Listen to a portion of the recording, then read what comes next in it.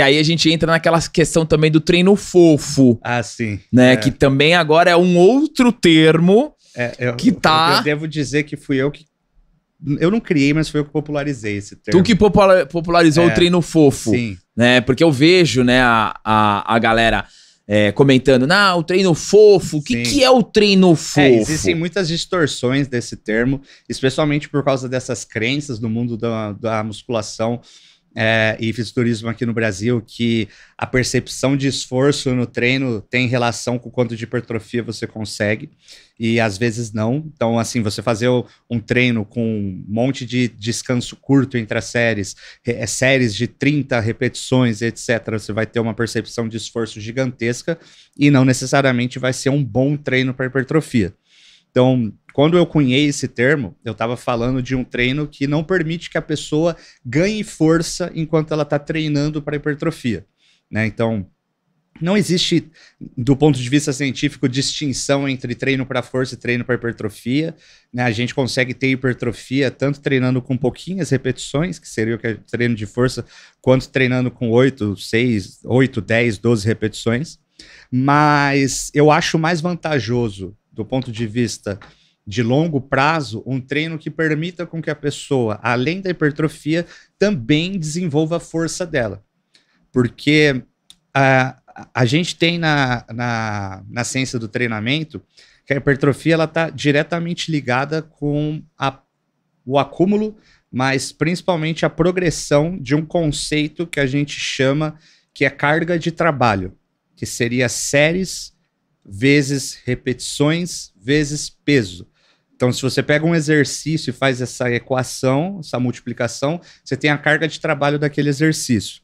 Só tem que tomar cuidado para não levar isso de maneira literal, é só um parâmetro mesmo para você analisar o seu treino, porque se você for levar de maneira literal, então, tipo, o leg press, que é um exercício que a gente consegue pôr muito peso, seria melhor do que um agachamento búlgaro, que é um exercício que a gente bota pouco peso, e não tem nada a ver. Ambos são ótimos exercícios. Odeio o agachamento búlgaro. Todo mundo odeia, né? Eu odeio, cara. Odeio. Mas é um ótimo exercício. E então, quando a gente está trabalhando com um treino que tem um descanso entre as séries, que não seja muito restritivo, então seja 1 minuto e meio, 2 minutos, 2 minutos e meio, 3 minutos entre as séries. E 3 minutos de descanso? Dá para fazer em exercícios compostos 3 minutos de descanso. Eu não recomendo que a pessoa fique utilizando em todos os exercícios, porque ela acaba ficando meio que com a capacidade recuperativa dela meio preguiçosa, né? Porque condicionamento, do ponto de vista de recuperação, é uma capacidade treinável. Então, vou dar um exemplo meu mesmo. Na época que eu era fisiculturista e tinha uma capacidade cardiorrespiratória muito pior do que hoje em dia, que eu luto jiu-jitsu, eu, para me recuperar de uma série de levantamento terra pesado, eu ficava lá sentado 5 minutos. Hoje em dia eu faço um levantamento terra pesado para 6 repetições no meu máximo, em 2 minutos eu estou descansado. Por quê? Porque eu tenho um cardiovascular que me permite ter uma capacidade recuperativa melhor do que naquela época. Então, se tratando do descanso entre as séries, vai fazer um agachamento pesado, vai fazer no levantamento terra, uma remada curvada, você até pode descansar uns 3 minutos, mas eu, no geral, aconselho que fique lá por volta de 2 minutos. E por que 2 minutos, se não o famoso 30 segundos e o 20 segundos que o pessoal faz bastante? Porque a gente tem o combustível para a nossa contração muscular é o ATP, que vem a adenosina trifosfato, né, que ela é sintetizada através da utilização do nosso glicogênio muscular no processo de respiração anaeróbico, né? Então, a musculação ela é um exercício anaeróbico. O que é? É um exercício que a gente não usa oxigênio para poder ter esse processo de utilização das nossas reservas de energia. Um exercício aeróbico é o que a gente usa oxigênio, como, por exemplo, natação. Então, só fazendo essas duas distinções aqui para o pessoal entender. Então, quando a gente está fazendo um exercício anaeróbico, para a gente ter recarregar essa bateriazinha, né, recarregar o especial para a próxima série, a gente tem um determinado tempo que o nosso corpo trabalha ali para conseguir ter uma recarga suficiente para você fazer a próxima série com uma boa performance.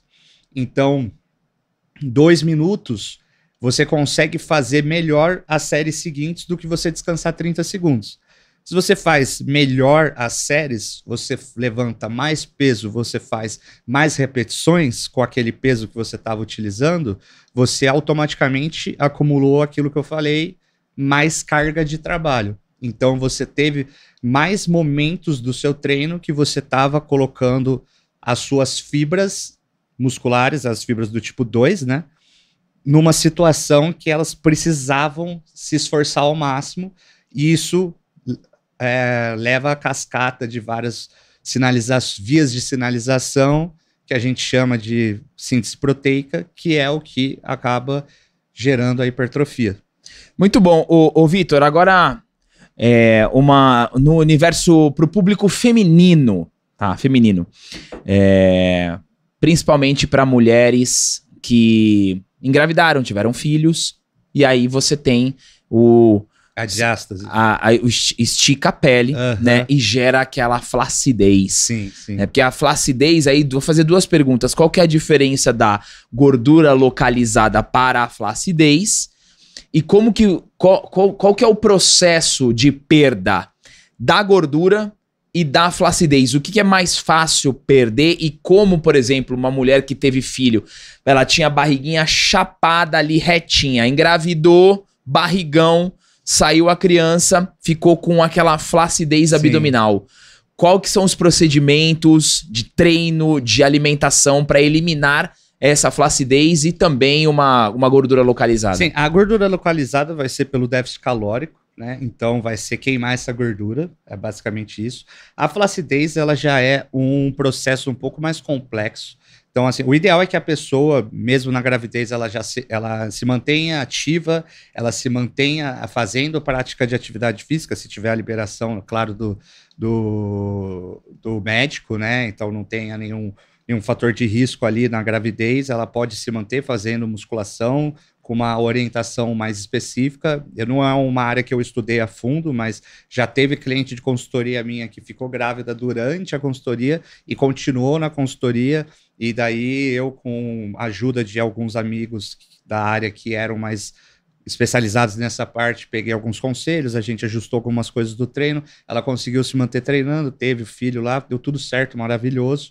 E daí quando a pessoa ela se mantém mais ativa e já se mantém com uma alimentação mais correta de antes e durante e depois, a tendência a ter a flacidez é menor. Mas ela ainda pode acontecer. E o que é a flacidez? A pele, o colágeno da pele, ele estica e não volta tudo do que era antes.